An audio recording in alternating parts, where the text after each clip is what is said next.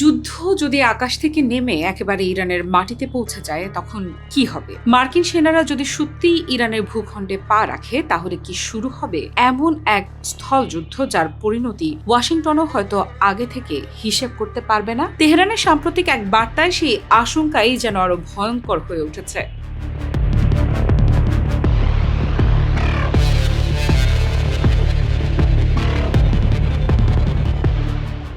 ইরানের army ground ফোর্সের commander brigadier general Ali জাহান শাহী যুক্তরাষ্ট্রকে সরাসরি হুঁশিয়ারি দিয়ে বলেছেন, কোনো মার্কিন সামরিক সদস্যের পা ইরানের মাটিতে পড়লে তাকে কঠোর জবাব দেওয়া হবে। তার ভাষায়, একজন মার্কিন সামরিক সদস্যেরও পা ইরানে ঢুকলে আমরা তা কেটে দেব। অর্থাৎ ইরানের ভূখণ্ডে মার্কিন সেনার প্রবেশকে সরাসরি আগ্রাসন হিসেবে বিবেচনা করে প্রতিরোধমূলক জবাব দেওয়ার প্রস্তুতির কথা জানাচ্ছে ইরান। আর এই হুঁশিয়ারির গুরুত্ব আরও বেড়ে যায় সময়টা বিবেচনা করলে, কারণ মধ্যপ্রাচ্যে যখন একের পর এক সামরিক উত্তেজনা বাড়ছে তখন সবচেয়ে বড় প্রশ্ন, সংঘাত কি শেষ পর্যন্ত বিমান ও ক্ষেপণাস্ত্র হামলার মধ্যে সীমাবদ্ধ থাকবে, নাকি কোনো এক পর্যায়ে ইরানের মাটিতে প্রবেশ করবে বিদেশি সেনা? ইরানের সামরিক নেতৃত্ব বলছে সেই সম্ভাবনার জন্য তারা প্রস্তুত। দক্ষিণ পূর্ব ইরানে আর্মি গ্রাউন্ড ফোর্সের বিভিন্ন ইউনিট পরিদর্শনের সময় ব্রিগেডিয়ার জেনারেল জাহান শাহী জানান, গত কয়েক বছর ধরে ইরানের স্থল বাহিনী বিভিন্ন ধরনের স্থল হুমকি মোকাবেলায় নিজেদের প্রস্তুত করেছে। এজন্য চালানো হয়েছে ধারাবাহিক, নির্ভুল এবং বিশেষায়িত সামরিক প্রশিক্ষণ। শুধু প্রশিক্ষণেই থেমে নেই প্রস্তুতি। ইরানের সীমান্ত এলাকাগুলোতে দ্রুত প্রতিক্রিয়াশীল বাহিনী, বিশেষ বাহিনী, ড্রোন, আর্টিলারি এবং সাজোয়া ইউনিটের কার্যকর উপস্থিতির কথাও জানিয়েছেন তিনি। এসব ইউনিট সীমান্ত সুরক্ষা এবং সম্ভাব্য হুমকি মোকাবেলায় গুরুত্বপূর্ণ ভূমিকা রাখছে বলে দাবি করা হয়েছে।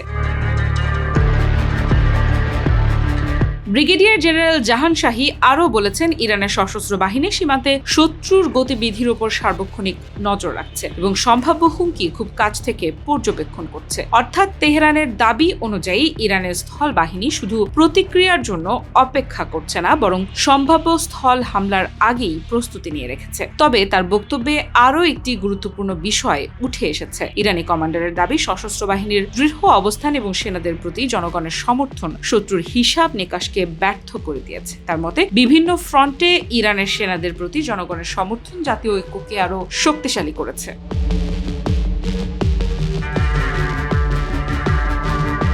এখানে ইরানের বার্তার আসল তাৎপর্য। তেহরান শুধু বলছে না তাদের সেনাবাহিনী অস্ত্র হাতে প্রস্তুত, তারা একই সঙ্গে বোঝাতে চাইছে যদি সংঘাত ইরানের ভূখণ্ডে পৌঁছায় তাহলে সেটি শুধু সামরিক বাহিনীর সঙ্গে যুদ্ধ হবে না, বরং পুরো দেশের প্রতিরোধ ব্যবস্থাকে মোকাবেলা করতে হবে শত্রুদের। আর যুক্তরাষ্ট্রের জন্য সবচেয়ে বড় ঝুঁকি এখানেই। কোনো দেশের বিরুদ্ধে দূরপাল্লার হামলা চালানো আর সেই দেশের মাটিতে সেনা নামানো এক বিষয় নয়। স্থল সেনা প্রবেশ করলে যুদ্ধের পরিধি বাড়ে, সামরিক ক্ষয়ক্ষতির ঝুঁকি বাড়ে এবং সংঘাত দীর্ঘস্থায়ী হওয়ার সম্ভাবনাও তৈরি হয়। তাই ইরানের এই অন্যতম শীর্ষ সামরিক কর্মকর্তার বক্তব্যকে নিছক করা ভাষার হুঁশিয়ারি হিসেবে দেখার সুযোগ নেই। এটি একই সঙ্গে একটি সামরিক বার্তা। ইরানের স্থল বাহিনী প্রস্তুত, সীমান্তে নজরদারি চলছে এবং যে কোনো স্থল হুমকির জবাব দেওয়ার সক্ষমতা তারা ধরে রেখেছে।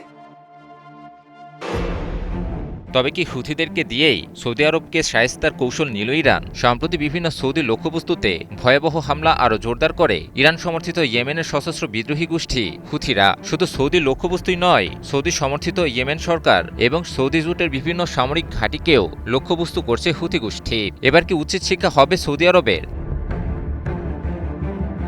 আন্তর্জাতিক সম্পর্ক ও ভূরাজনীতির বিশ্লেষকদের মধ্যে একটি ধারণা বা কথা বেশ প্রচলিত আছে, আর সেটি হলো মধ্যপ্রাচ্যের ভূরাজনীতি হলো বৈশ্বিক রাজনীতির এমন এক দর্পণ যা বুঝলে বিশ্বের সামগ্রিক ভূরাজনীতি বোঝা সহজ হয়ে যায়। বিশ্লেষকদের মতে মধ্যপ্রাচ্য কোনো বিচ্ছিন্ন অঞ্চল নয়, বরং এটি বৈশ্বিক ক্ষমতার ভারসাম্যের প্রধান কেন্দ্রবিন্দু। এই একটিমাত্র অঞ্চলেই বিশ্বের শীর্ষ পরাশক্তি যেমন যুক্তরাষ্ট্র, চীন ও রাশিয়ার স্বার্থ, ছায়াযুদ্ধ, বিশ্ব অর্থনীতির মূল চালিকা শক্তি যেমন জ্বালানি তেল ও কৌশলগত নৌপথ এবং আদর্শিক দ্বন্দ্বের সবচেয়ে জটিল রূপটি একসঙ্গে দেখা যায়। তাই ভূরাজনৈতিক বিশ্লেষণে একটি অলিখিত নিয়ম প্রচলিত আছে, যিনি মধ্যপ্রাচ্যের জটিল সমীকরণ, বহুমাত্রিক জোট এবং স্বার্থের মারপ্যাচ নিখুঁতভাবে ধরতে পারেন, তার জন্য বিশ্বের যে কোনো প্রান্তের ভূরাজনীতি ও আন্তর্জাতিক কূটনীতি বোঝা অত্যন্ত সহজ হয়ে যায়। এটি যেন পুরো বিশ্ব রাজনীতির একটি সংক্ষিপ্ত ও নিবিড় পাঠশালা। সৌদি ইরান দ্বন্দ্বের মূল কারণ মূলত মধ্যপ্রাচ্যে আঞ্চলিক আধিপত্য বিস্তার, রাজনৈতিক আদর্শের সংঘাত এবং নিরাপত্তা নিয়ে পারস্পরিক অবিশ্বাস। 1979 সালের ইরানি বিপ্লবের পর থেকে তেহরানের রাজতন্ত্র বিরোধী নীতি সৌদির রাজপরিবারের জন্য বড় হুমকি হয়ে দাঁড়ায়। এরপর থেকে দুই দেশ সরাসরি যুদ্ধে না জড়িয়ে ইয়েমেন, সিরিয়া ও লেবাননের মতো দেশগুলোতে প্রক্সি ওয়ার বা ছায়াযুদ্ধে লিপ্ত হয়। এছাড়া সৌদি আরবকে মার্কিন যুক্তরাষ্ট্রের এবং ইরানকে চীন ও রাশিয়ার সমর্থন দেওয়া এই আঞ্চলিক প্রতিযোগিতাকে বিশ্ব রাজনীতির এক জটিল দ্বন্দ্বে পরিণত করেছে। সাম্প্রতিক ইরান যুক্তরাষ্ট্র যুদ্ধেও যুক্তরাষ্ট্রকে সৌদি আরবের প্রকাশ্য সমর্থন স্বচক্ষে দেখেছে পুরো বিশ্ব। যুক্তরাষ্ট্রের বিরুদ্ধে দীর্ঘ 5 মাসের যুদ্ধে সৌদি আরব সহ মধ্যপ্রাচ্যে অবস্থিত মার্কিন ঘাঁটিগুলোকে লক্ষ্য করে ভয়াবহ হামলা পরিচালনা করে ইরান। বর্তমানে যুক্তরাষ্ট্রের সঙ্গে ইরানের যুদ্ধবিরতি চলমান থাকলেও প্রক্সি গোষ্ঠীগুলোকে দিয়ে সৌদি আরবের উপর চাপ চলমান রেখেছে ইরান। সম্প্রতি সৌদি সমর্থিত ইয়েমেন সরকারের বিরুদ্ধে ভয়াবহ হামলা পরিচালনা করে ইরান সমর্থিত ইয়েমেনের সশস্ত্র বিদ্রোহী গোষ্ঠী হুথিরা। হুথিদের পরিচালিত এক হামলায় ইয়েমেনের প্রায় 30 জন সেনা নিহত ও আরও অর্ধশতাধিক আহত হয়। সাম্প্রতিক আরেক হামলায় ইয়েমেনে অন্তত 11 জনের প্রাণহানি এবং 32 জন আহতের খবর পাওয়া যায়, যার বেশিরভাগই সামরিক বাহিনীর সদস্য বলে জানা যায়। এ সময় সৌদি নেতৃত্বাধীন বাহিনীর সমাবেশ কেন্দ্র, গোলাবারুদের ডিপো এবং অভিযান কক্ষ লক্ষ্য করেও হামলা চালায় হুথি গোষ্ঠী। ইরানের সংবাদ মাধ্যম মেহে নিউজ এজেন্সিও এক প্রতিবেদনে এমন খবর তুলে ধরে। বিশ্লেষকরা বলছেন, যুক্তরাষ্ট্রকে যুদ্ধ থেকে বিরত রাখতে উপসাগরীয় দেশগুলো যাতে যথাযথ পদক্ষেপ গ্রহণ করে, সেজন্যই এই কৌশল নিয়েছে ইরান। ইরানের নিরাপত্তা কাঠামোয় হঠাৎ কেন এই পরিবর্তন? এমন এক পরিবর্তন যা শুধু একটি পদে রদবদল নয়, বরং তেহরানের পরবর্তী সামরিক ও নিরাপত্তা কৌশলের বড় কোনো পরিবর্তনের বার্তার ইঙ্গিত দিচ্ছে। তাহলে কি ইরান এবার নিরাপত্তা সিদ্ধান্তের কেন্দ্র আরও শক্ত হাতে তুলে নিচ্ছে, নাকি সামনে আসছে এমন কোনো কঠিন পরিস্থিতি যার জন্য অভিজ্ঞ সামরিক নেতৃত্বকে আবারও সামনে আনা হচ্ছে? কি হতে যাচ্ছে মধ্যপ্রাচ্যে? ঠিক এমন সময়েই ইরানের সুপ্রিম ন্যাশনাল সিকিউরিটি কাউন্সিলের নতুন সচিব হিসেবে নিয়োগ দেওয়া হয়েছে দেশটির সাবেক Islamic Revolutionary Guard Corps IRGC প্রধান মোহসেন রেজাইকে। দেশটির সর্বোচ্চ নেতা মুস্তফা খামেনি তাকে এই গুরুত্বপূর্ণ দায়িত্ব দিয়েছেন। শুধু সচিবই নন, কাউন্সিলে মুস্তফা খামেনির প্রতিনিধির দায়িত্বও পালন করবেন রেজাই। অর্থাৎ ইরানের নিরাপত্তা, প্রতিরক্ষা এবং কৌশলগত সিদ্ধান্ত গ্রহণের সবচেয়ে গুরুত্বপূর্ণ জায়গাগুলোর একটিতে এখন সরাসরি প্রভাব রাখবেন এই অভিজ্ঞ সামরিক নেতা। আর এখানেই তৈরি হচ্ছে সবচেয়ে বড় প্রশ্ন, কেন ঠিক এই মুহূর্তে মোহসেন রেজাইকে ফিরিয়ে আনা হলো নিরাপত্তা কাঠামোর একেবারে কেন্দ্রবিন্দুতে? কারণ রেজাই কোনো নতুন মুখ নন। ইরানের সামরিক ইতিহাসে তার নাম বহু পুরনো এবং অত্যন্ত গুরুত্বপূর্ণ। দীর্ঘ সময় IRGCর নেতৃত্ব দিয়েছেন তিনি। এমনকি 1980-এর দশকে ইরান ইরাক যুদ্ধের সময়ও গুরুত্বপূর্ণ সামরিক নেতৃত্বে ছিলেন এই কমান্ডার। রেজাই এবার সুপ্রিম ন্যাশনাল সিকিউরিটি কাউন্সিলের সচিব হিসেবে মোহাম্মদ বাঘের জোল ঘাদরের স্থলাভিষিক্ত হয়েছেন। মার্চে যুক্তরাষ্ট্র ও ইসরায়েলের হামলায় আলী লারিজানি নিহত হওয়ার পর জোল ঘাদর এই দায়িত্ব নিয়েছিলেন। ফলে মাত্র কয়েক মাসের মধ্যেই কাউন্সিলের নেতৃত্বে আবারও বড় পরিবর্তন ঘটল। তবে সবচেয়ে তাৎপর্যপূর্ণ বিষয় হলো, জোল ঘাদরকে সরিয়ে দেওয়া হলেও তাকে একেবারে বাইরে ঠেলে দেওয়া হয়নি, বরং মুস্তফা খামেনি তাকে নিজের রাজনৈতিক উপদেষ্টা হিসেবে নিয়োগ দিয়েছেন। অর্থাৎ একই সঙ্গে নিরাপত্তা কাঠামোর শীর্ষে আসছে অভিজ্ঞ সামরিক নেতৃত্ব, আর রাজনৈতিক পরামর্শের ক্ষেত্রেও পুরনো নেতৃত্বকে গুরুত্বপূর্ণ ভূমিকায় রাখা হচ্ছে। সব মিলিয়ে তেহরানের এই রদবদলকে শুধুই প্রশাসনিক পরিবর্তন হিসেবে দেখার সুযোগ কম, কারণ একজন সাবেক আইআরজিসি প্রধানকে নিরাপত্তা সিদ্ধান্তের কেন্দ্রস্থলে নিয়ে আসা এবং একই সময়ে বিদায়ী সচিবকে সর্বোচ্চ নেতার রাজনৈতিক উপদেষ্টা করা দুটো সিদ্ধান্তই ইঙ্গিত দিচ্ছে ইরানের ক্ষমতার কাঠামোয় নিরাপত্তা ও রাজনৈতিক সিদ্ধান্ত গ্রহণের মধ্যে সমন্বয় আরও ঘনিষ্ঠ করা হচ্ছে। আর সবচেয়ে বড় প্রশ্নটা থেকেই যাচ্ছে, এই পরিবর্তন কি শুধু নেতৃত্ব পুনর্বিন্যাস, নাকি ইরান সামনে আরও কঠিন নিরাপত্তা পরিস্থিতির জন্য নিজেদের প্রস্তুত করছে? মোহসেন রেজাইর প্রত্যাবর্তন সেই প্রশ্নই এখন সবচেয়ে জোরালোভাবে সামনে নিয়ে এসেছে। দৃশ্যটা ছিল একেবারেই স্বাভাবিক। ক্যামেরার সামনে দাঁড়িয়ে মার্কিন প্রেসিডেন্ট ডোনাল্ড ট্রাম্প উঠলেন এয়ারফোর্স ওয়ানে। সবাই জানল প্রেসিডেন্ট তুরস্ক ছাড়ছেন এই বিমানেই, কিন্তু বাস্তবে কি তাই হয়েছিল? মোটেই না। ক্যামেরার চোখকে ফাঁকি দিয়ে ট্রাম্পকে নাকি সরিয়ে নেওয়া হয়েছিল সম্পূর্ণ অন্য একটি সামরিক বিমানে, আর সেই বিমানটি তুরস্ক ছাড়ার পর এমনভাবে উড়ে গেল যেন পুরো ঘটনাটিই ছিল একটি গোপন সামরিক অভিযান। সবচেয়ে বিস্ফোরক তথ্য হলো, ট্রাম্প যে পুরনো এয়ারফোর্স ওয়ানে উঠেছিলেন সেটিকে সামনে রেখে দেওয়া হয়েছিল ডিকয় বা বিভ্রান্তি তৈরির মাধ্যম হিসেবে, আর প্রেসিডেন্টকে গোপনে নিয়ে যাওয়া হয় মার্কিন বিমান বাহিনীর একটি ছোট C-32A বিমানে। কিন্তু কেন বিশ্বের সবচেয়ে সুরক্ষিত ব্যক্তিদের একজন মার্কিন প্রেসিডেন্টকে একটি বিমান থেকে সরিয়ে গোপনে অন্য একটি বিমানে নিতে হলো? এই প্রশ্নের উত্তরেই উঠে আসছে ইরানের নাম।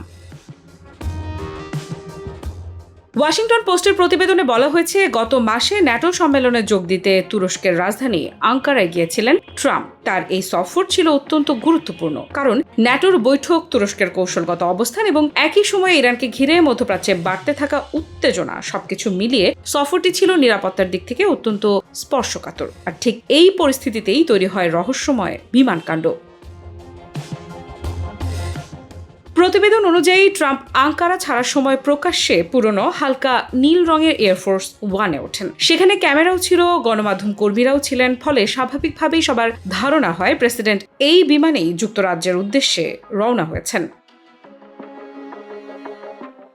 কিন্তু এরপরই শুরু হয় আসল ঘটনা। সংশ্লিষ্ট এক মার্কিন কর্মকর্তা এবং ট্রাম্পের সফর সম্পর্কে অবগত একটি সূত্রের দাবি, এয়ারফোর্স ওয়ানে ওঠার পর ট্রাম্পকে বিমানবন্দরের একটি ক্যাটারিং ট্রাকে করে গোপনে অন্য জায়গায় নিয়ে যাওয়া হয়, আর সেখান থেকে তাকে তোলা হয় মার্কিন বিমান বাহিনীর C-32A বিমানে। অর্থাৎ বাইরে থেকে পুরো বিশ্বকে যা দেখানো হলো, ট্রাম্প পুরনো এয়ারফোর্স ওয়ানে করে তুরস্ক ছাড়ছেন, কিন্তু বাস্তবে প্রেসিডেন্ট তখন অন্য একটি সামরিক বিমানে। আরও অবাক করা বিষয় হলো বিমানের সময়সূচি। ওয়াশিংটন পোস্টের তথ্য অনুযায়ী C-32A বিমানটি রাত প্রায় 10:20 ব্রিটেনে পৌঁছায়। এর কয়েক মিনিট পর সেখানে পৌঁছায় পুরনো এয়ারফোর্স ওয়ান এবং গণমাধ্যম কর্মীরা। তাহলে কি পুরনো বিমানটি আসলে ছিল একটি বিভ্রান্তিমূলক কৌশল? ট্রাম্পকে কেন এত গোপনে সরিয়ে নেওয়া হলো? কারণ ওই সময় মধ্যপ্রাচ্যের পরিস্থিতি ছিল অত্যন্ত উত্তপ্ত। তুরস্কের খুব কাছেই চলছিল ইরানকে ঘিরে তীব্র সামরিক উত্তেজনা, আর মার্কিন প্রেসিডেন্ট নিজেই এমন এক সময়ে বিদেশে সফরে ছিলেন যখন তার নিরাপত্তা নিয়ে নতুন করে উদ্বেগ তৈরি হয়েছিল। মার্কিন প্রেসিডেন্টকে লক্ষ্য করে হামলার আশঙ্কা যে যুক্তরাষ্ট্র অত্যন্ত গুরুত্বের সঙ্গে দেখছে, সেটিও স্পষ্ট করেছে হোয়াইট হাউস। ট্রাম্পের গোপন বিমানযাত্রার বিষয়টি সামনে আসার পর হোয়াইট হাউসের যোগাযোগ পরিচালক স্টিভ চিউইং এর পক্ষ থেকে দেওয়া বিবৃতিতে বলা হয়, কাতারের উপহার দেওয়া নতুন জেটটিতে উচ্চ পর্যায়ের নিরাপত্তা ব্যবস্থা স্থাপন করা হয়েছে। এই বিমান প্রেসিডেন্ট এবং তার কর্মীদের নিরাপত্তা নিশ্চিত করবে। তবে সবচেয়ে গুরুত্বপূর্ণ ছিল তার আরেকটি মন্তব্য। তিনি বলেন, আমেরিকার অনেক শত্রু রয়েছে যারা প্রেসিডেন্টকে লক্ষ্যবস্তু বানিয়েছে, আর সেই হুমকি মোকাবেলায় যুক্তরাষ্ট্র তার হাতে থাকা প্রতিটি উপায় ব্যবহার করবে। সোয়ান সোফা কাম বেড, আরাম এখন দ্বিগুণ। সোয়ান গ্রুপের একটি পণ্য। এই বক্তব্যই যেন পুরো ঘটনার রহস্য আরো ঘনীভূত করে দিয়েছে, কারণ প্রশ্নটা এখন শুধু একটি বিমানের নয়। প্রশ্ন হলো, মার্কিন প্রেসিডেন্টকে কি সত্যি এত বড় নিরাপত্তা ঝুঁকির মধ্যে পড়তে হয়েছিল যে তাকে প্রকাশ্যে এক বিমানে তুলে গোপনে অন্য বিমানে সরিয়ে নিতে হলো? আর যদি নিরাপত্তাই কারণ হয়ে থাকে, তাহলে সেই হুমকি কতটা গুরুতর ছিল? 3 দেশ দিয়ে শুরু, কিন্তু শেষ পর্যন্ত কত দেশে গিয়ে দাঁড়াবে এই তুরস্ক, সৌদি, পাকিস্তানের জোট? তুরস্ক, সৌদি আরব আর পাকিস্তানের সামরিক সমঝোতার পর এখন সামনে আসছে এমন এক সম্ভাবনা যা সত্যি হলে বদলে যেতে পারে পুরো মুসলিম বিশ্বের নিরাপত্তা সমীকরণ। কারণ আঙ্কারা চাইছে না এই জোট শুধু 3 দেশের মধ্যেই সীমাবদ্ধ থাকুক, বরং একে ধীরে ধীরে আরো বড় একটি নিরাপত্তা কাঠামোয় রূপ দেওয়ার পরিকল্পনা রয়েছে। তুরস্ক, সৌদি আরব ও পাকিস্তানের মধ্যে স্বাক্ষরিত মক্কা যৌথ প্রতিরোধ চুক্তিতে সবচেয়ে গুরুত্বপূর্ণ যে বিষয়টি রাখা হয়েছে তা হলো এই 3 দেশের যে কোনো একটির ওপর সশস্ত্র হামলা হলে সেটিকে 3 দেশের সবার উপর হামলা হিসেবে বিবেচনা করা হবে। অর্থাৎ এক দেশ আক্রান্ত হলে অন্য 2 দেশও তার পাশে দাঁড়াবে। ন্যাটোর সম্মিলিত প্রতিরক্ষা ধারণার সঙ্গে এই নীতির মিল রয়েছে। কিন্তু আসল চমক এখানেই শেষ নয়। তুরস্কের প্রেসিডেন্ট রিসেপ তাইয়েব এরদোয়ানের পরিকল্পনা অনুযায়ী প্রয়োজন অনুযায়ী আরও দেশকে এই নিরাপত্তার ছাতার নিচে আনা হতে পারে। আর সেই সম্ভাবনা থেকেই এখন সবচেয়ে বড় প্রশ্ন, এই জোটে পরবর্তী সদস্য হতে পারে কারা?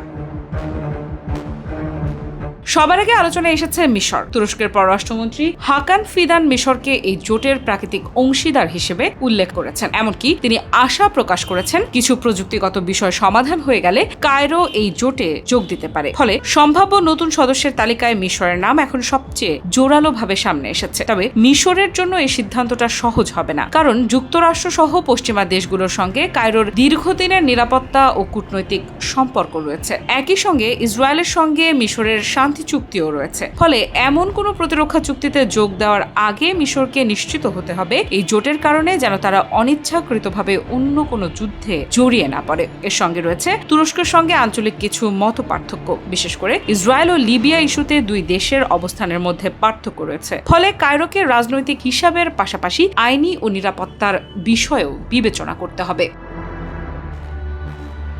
তবে মিশরের পর যে অঞ্চলটির দিকে সবচেয়ে বেশি নজর সেটি হলো উপসাগর। কাতারের সাবেক প্রধানমন্ত্রী Sheikh Hamad bin Jassim Al Thani আশা প্রকাশ করেছেন উপসাগরীয় সহযোগিতা পরিষদ বা জিসিসির সব দেশই যেন এই নিরাপত্তা কাঠামোর অংশ হয়। অন্যদিকে তুরস্কের পক্ষ থেকে বলা হয়েছে নাম প্রকাশ না করা বেশ কয়েকটি দেশ ইতোমধ্যে এই জোটে যোগ দেওয়ার আগ্রহ দেখিয়েছে। আরও উপসাগরীয় দেশগুলোর মধ্যে সবচেয়ে বেশি আলোচনায় রয়েছে কাতার ও কুয়েতের নাম। কেননা সাম্প্রতিক আঞ্চলিক সংঘাতের পর উপসাগরীয় দেশগুলোর নিরাপত্তা নিয়ে নতুন করে উদ্বেগ তৈরি হয়েছে। নিজেদের ভূখণ্ড ও গুরুত্বপূর্ণ অবকাঠামোকে সম্ভাব্য হামলা থেকে সুরক্ষিত রাখতে বাড়তি নিরাপত্তা সহযোগিতা তাদের কাছে গুরুত্বপূর্ণ হয়ে উঠতে পারে। এর বাইরে আজারবাইজান, সিরিয়া ও জর্ডানের নামও সম্ভাব্য সদস্য হিসেবে সামনে আসছে। তবে এখানে একটা বিষয় পরিষ্কার, এই দেশগুলোর কেউই এখনই পর্যন্ত নিশ্চিতভাবে ঘোষণা দেয়নি যে তারা এই জোটে যোগ দিচ্ছে। ফলে এগুলোকে আপাতত সম্ভাবনা, কূটনৈতিক ইঙ্গিত এবং বিশ্লেষকদের হিসেবেই দেখতে হবে।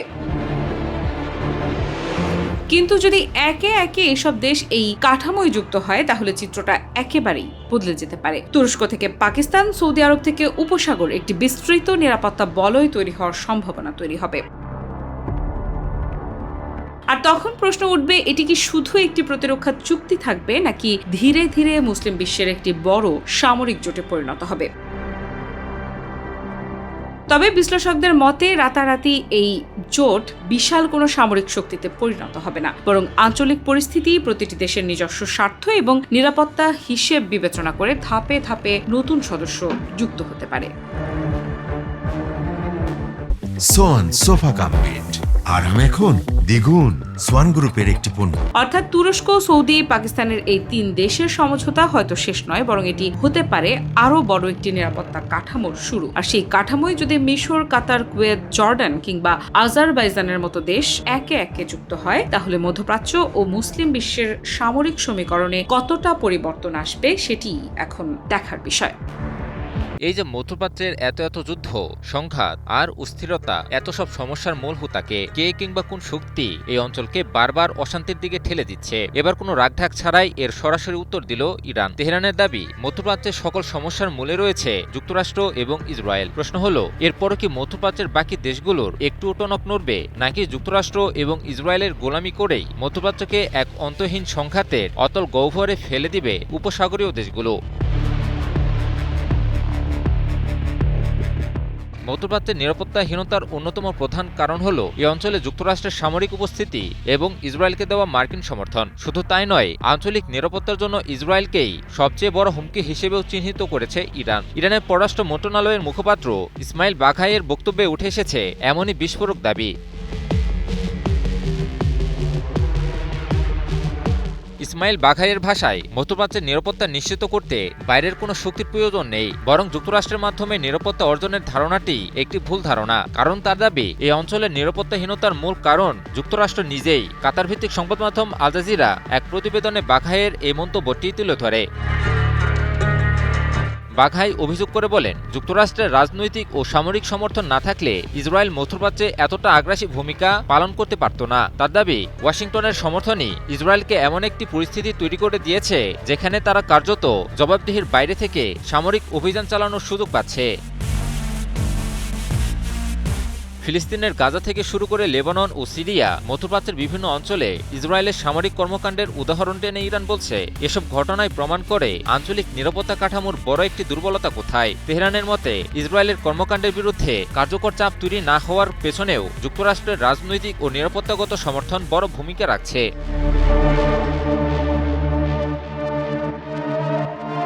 আর এই জায়গাতেই ইরান তুলে ধরছে মধ্যপ্রাচ্যের নতুন নিরাপত্তা সমীকরণের কথা। ইসমাইল বাঘাইয়ের মতে, আঞ্চলিক দেশগুলো এখন ধীরে ধীরে বুঝতে পারছে নিজেদের নিরাপত্তার জন্য সবসময় বাইরের শক্তির উপর নির্ভর করা সম্ভব নয়, বরং নিজেদের মধ্যেই সহযোগিতা এবং যৌথ নিরাপত্তা কাঠামো গড়ে তুলতে হবে।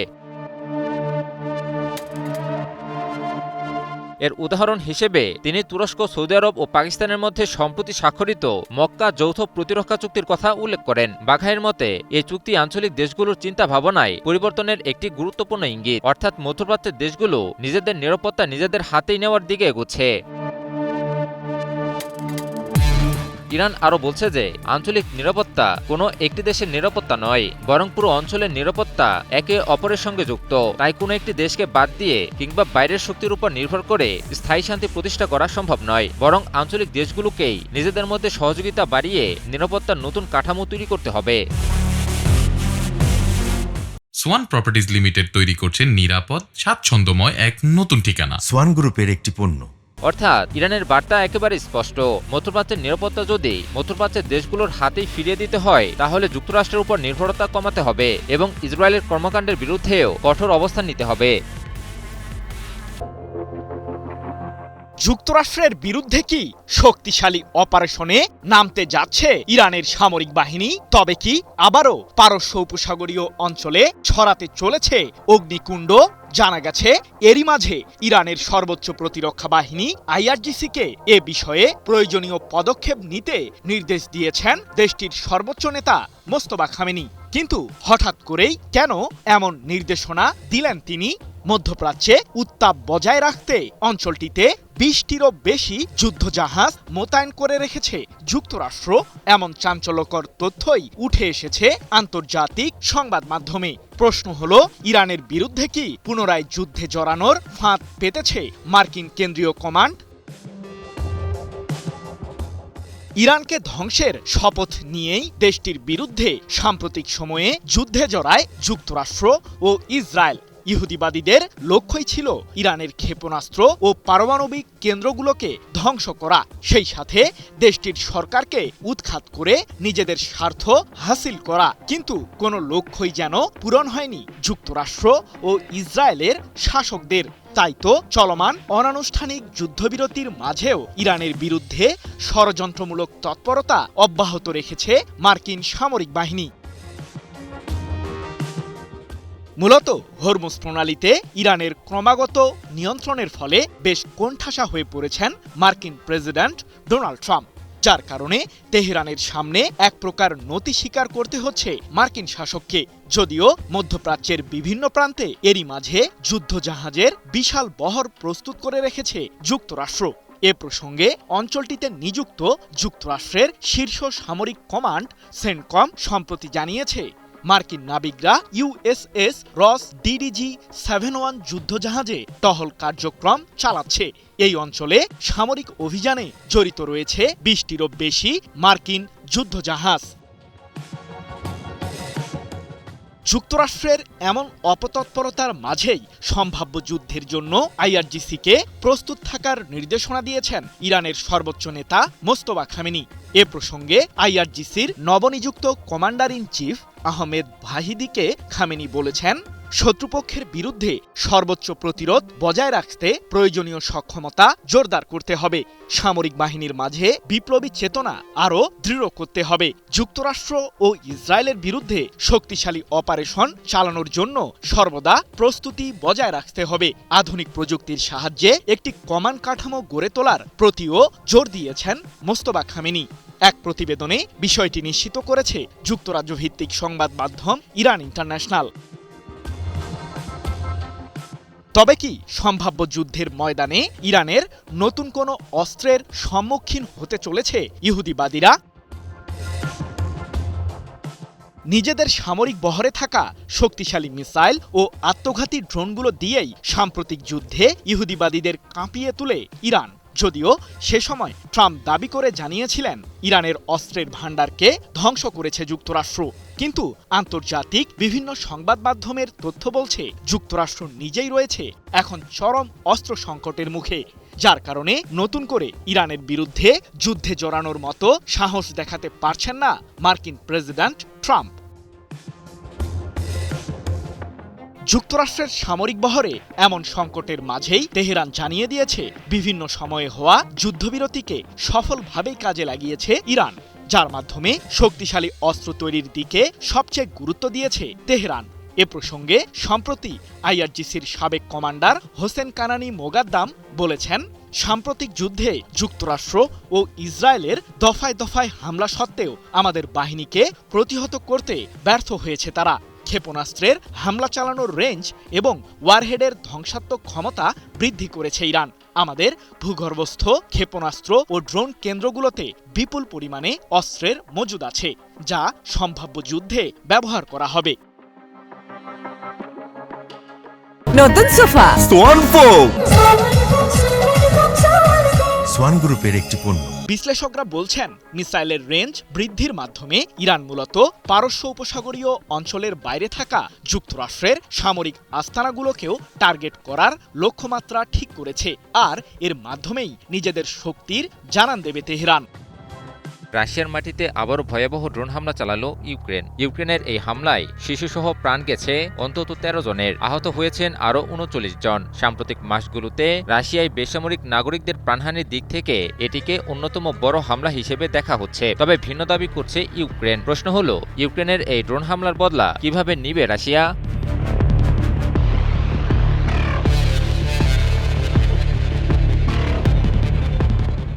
রুশ কর্তৃপক্ষের বরাত দিয়ে ব্রিটিশ বার্তা সংস্থা রয়টার্স জানিয়েছে, সম্প্রতি রাশিয়ার তাতারিস্তান অঞ্চলের একটি শহরে এই ড্রোন হামলা চালানো হয়। মস্কো থেকে প্রায় 800 কিলোমিটার পূর্বে অবস্থিত এই এলাকায় হামলার পর ব্যাপক ক্ষয়ক্ষতির খবর পাওয়া গেছে।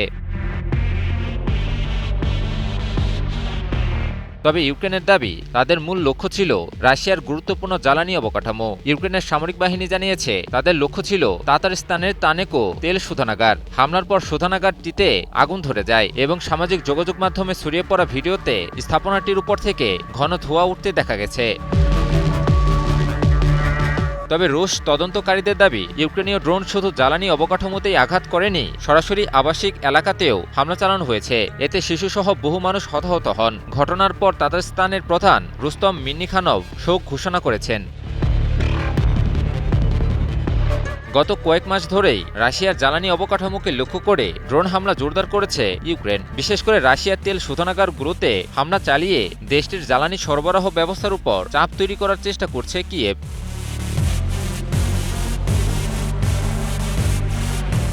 এর আগে গত জুনেও একই তেল শোধনাগারে হামলা চালিয়েছিল ইউক্রেন। ধারাবাহিক এসব হামলার কারণে রাশিয়ার বিভিন্ন অঞ্চলে জ্বালানি সংকট তৈরি হওয়ার খবর এসেছে। যদিও মস্কো বিদেশ থেকে জ্বালানি আমদানি বাড়িয়ে সেই সংকট মোকাবিলার চেষ্টা করছে।